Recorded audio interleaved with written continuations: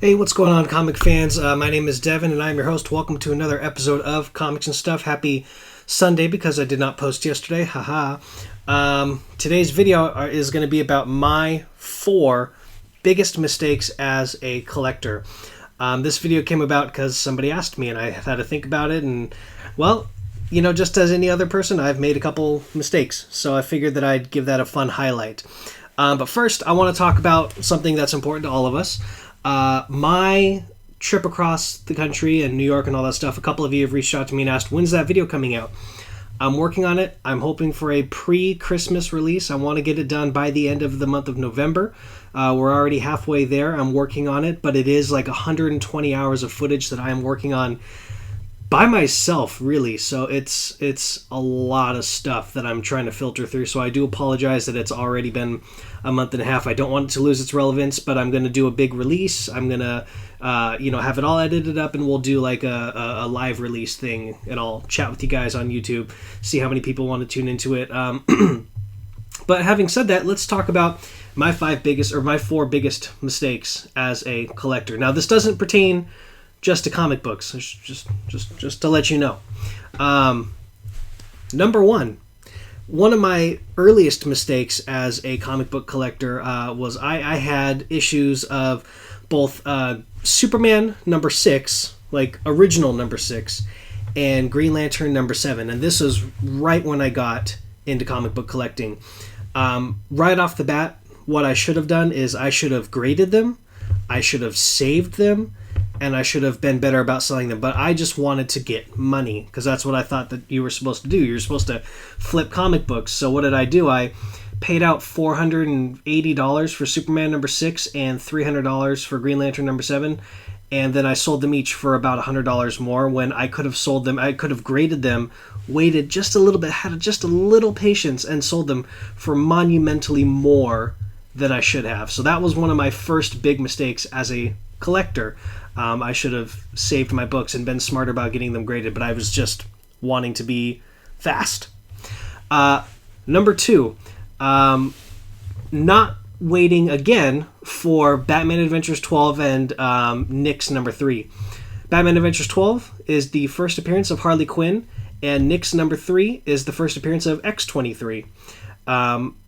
So from DC and Marvel, and both times I acquired both books ridiculously cheap, first print, and just sold them within a week of them being announced. A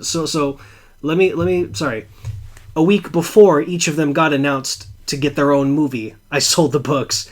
Before there was, there was speculation, but there wasn't the big announcement. They didn't make their on-screen debut or commercial debut. It was just like talk, or there was an actor slotted, but I sold each book a week before the movies were officially announced. And so I sold my Batman Adventures 12 for $275. A week later, it's selling for $800. Same thing for Nick's number 3. I sold it for $200, $300, and a couple weeks later it was selling for $600, $700. So that was, again, another money grab. I just wanted to get rid of the books. I thought that that's what you were supposed to do, so I just hopped on it. Can't win them all. So that is number 2. Reliving these is a nightmare. Number 3. This is a trade. I traded My Planet Comics number 55 for a Glamorous Romances number 52. Now, why I'm so upset about this, Planet Comics number 55, it was a beautiful, beautiful Matt Baker, or I think it was a Matt Baker cover, bright red colors. It's very hard to find that book with a bright red cover. It was like a 5.5 CGC, and I traded it for a Glamorous Romances number 52 at a 6.0.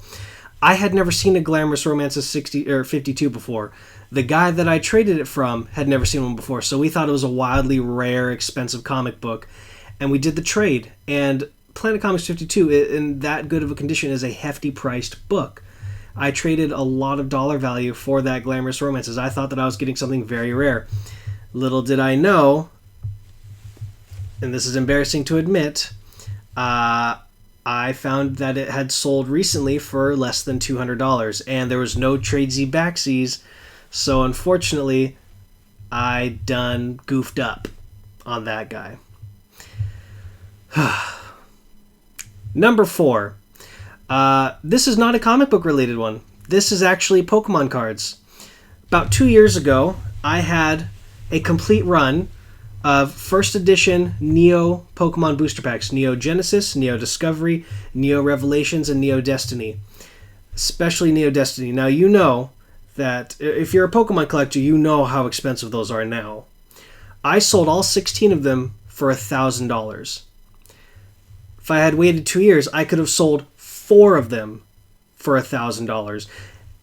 And the Neo Destiny are now selling for $1,800, just the 4 by themselves.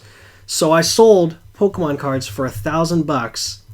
I could have made $5,000 off them had I just been a little more patient. And that's probably the biggest one on this list. That's why I left it for last, because I have been kicking myself for it for quite some time now. But having said that, it is what it is. You learn from your mistakes and you move forward. That's part of the collecting game. That's part of the dealing game. You know, you learn. So anyways, I hope that this was entertaining for you guys. It was a great little stroll down memory lane and keeps me sharp. Remembering my mistakes helps me learn for the future. So having said that, guys, please wait for that video of New York, and I will see you all in a couple Saturdays.